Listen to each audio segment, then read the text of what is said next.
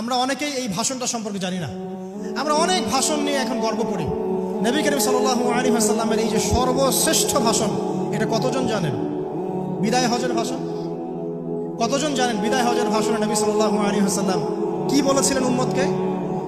আমরা একটু আপনাদেরকে শোনাবো, শুনিয়ে ইনশাআল্লাহ লেকচারটা শেষ করব। নবী করিম সাল্লাল্লাহু আলাইহি ওয়াসাল্লাম এই দিনে 31টা বিষয়ে উম্মতকে নির্দেশ দিয়েছেন। 31টা বিষয়, সবগুলো বলার সময় পাওয়া যাবে না, আমি কয়েকটা কথা বলছি। নবী করিম সাল্লাল্লাহু আলাইহি ওয়াসাল্লাম সবার সামনে দাঁড়িয়ে দীর্ঘ 23 বছর অক্লান্ত পরিশ্রম করে দাওয়াতি মিশন কমপ্লিট করার পরে সবাইকে সমবেত করে একটা হজ করলেন।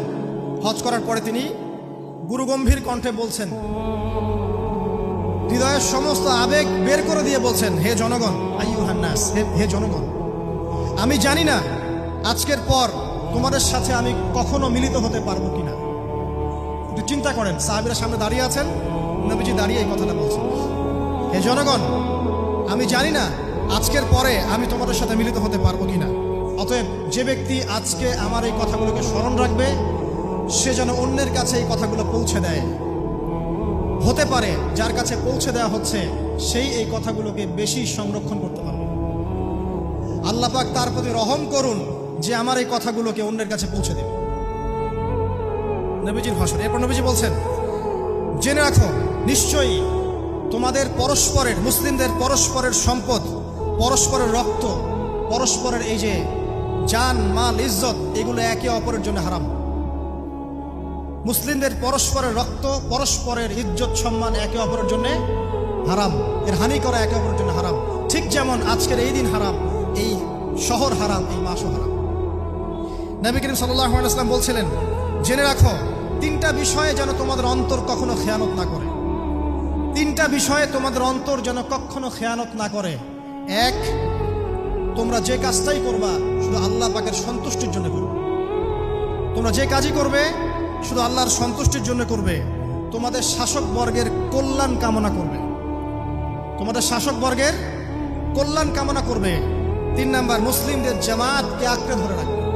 মুসলিমদের ইউনাইটেড কমিউনিটিকে আঁকড়ে ধরে থাকবে। এই 3টা বিষয় পালনের ক্ষেত্রে তোমাদের অন্তর যেন খেয়ানত না করে।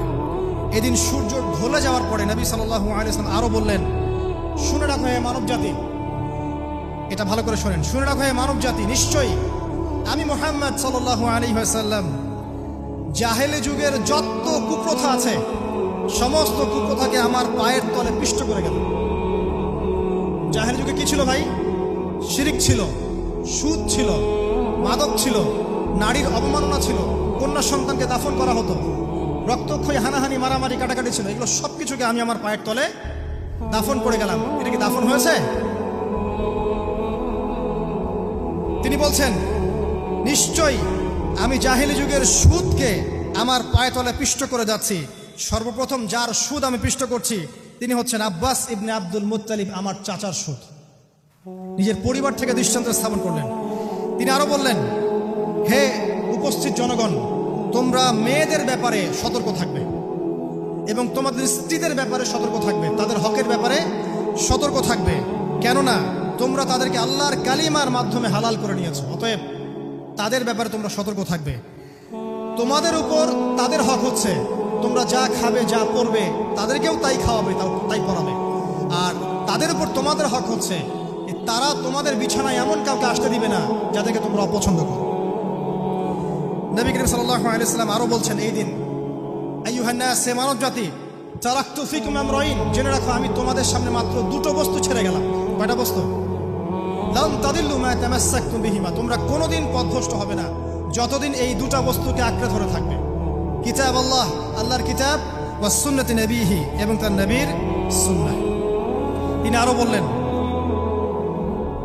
আল মুসলিম, জেনে রাখো প্রকৃত মুসলিম সে ব্যক্তি, মান সালিমাল মুসলিমুনা মিন লিসানিহি ওয়া ইয়াদিহি, যে ব্যক্তির হাত এবং জবান থেকে অন্য মুসলিম নিরাপদ থাকে সেই ব্যক্তি হচ্ছে প্রকৃত মুসলিম।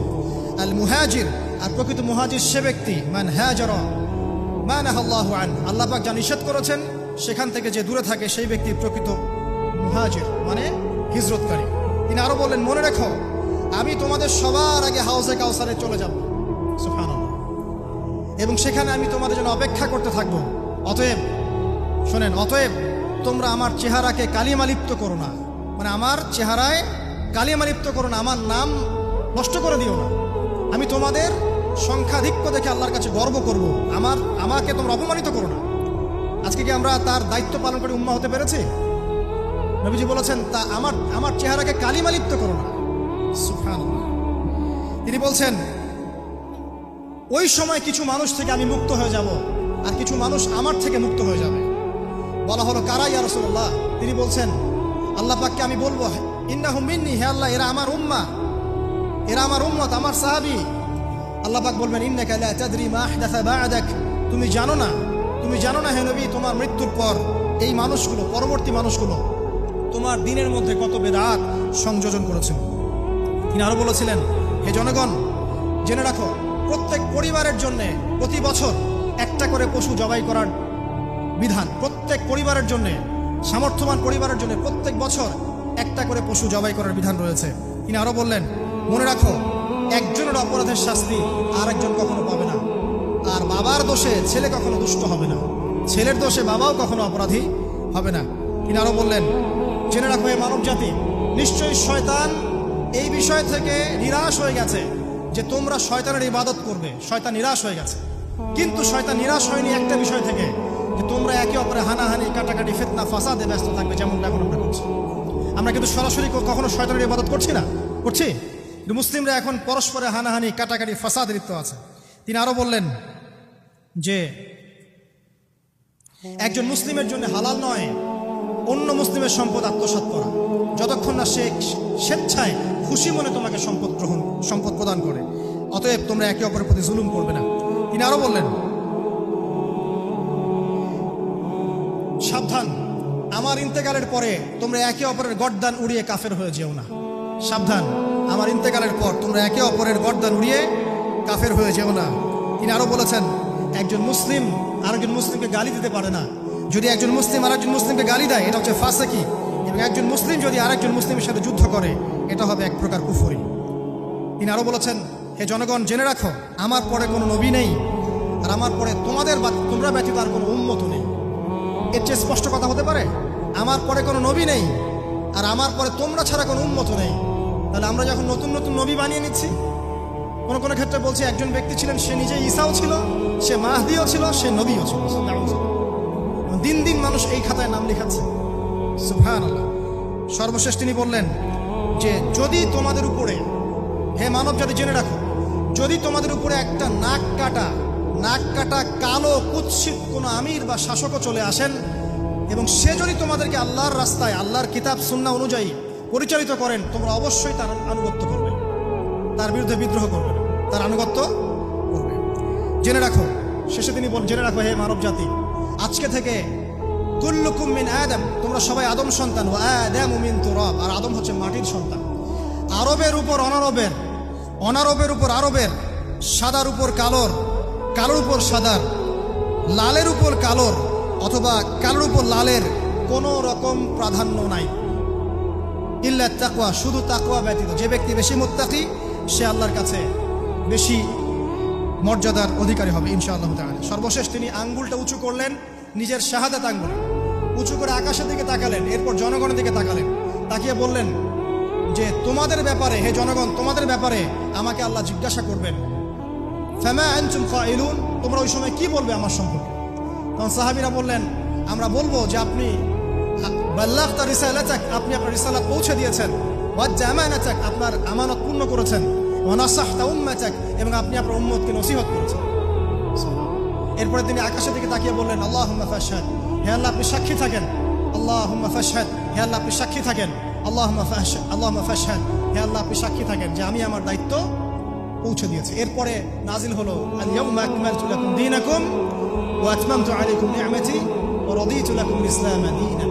এই হলো বিদায় হজ, আজকের এই আরাফার প্রেক্ষাপট। আমরা কতজন এটা নিয়ে চিন্তা করেছি? 1 মিনিট একটু বলে শেষ করি। দেখেন, শেষ ওসিয়ত যেগুলো হয় মানুষের, এটা খুব হৃদয় বিদারক হয় না? বাবা ইন্তেকাল করছেন, সন্তানের জন্য ওসিয়ত করে যাচ্ছেন, মাকে দেখিস, ইত্যাদি ইত্যাদি। হৃদয় বিদারক হয় না? মানুষ সারা জীবন মনে রাখে না?